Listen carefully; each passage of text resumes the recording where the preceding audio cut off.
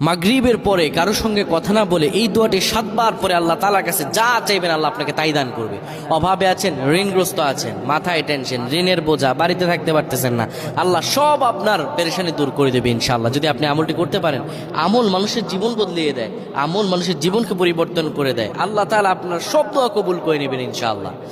মাগরিব নামাজের পরে কিবলামুখী হয়ে থাকবেন, কারোর সঙ্গে কথা বলবেন না, কারোর সঙ্গে কথা না বলে কিবলামুখী হয়ে আপনি পড়বেন আল্লাহুম্মা আজিরনা মিনান নার, আল্লাহুম্মা আজিরনা মিনান নার, আল্লাহুম্মা আজিরনা মিনান নার।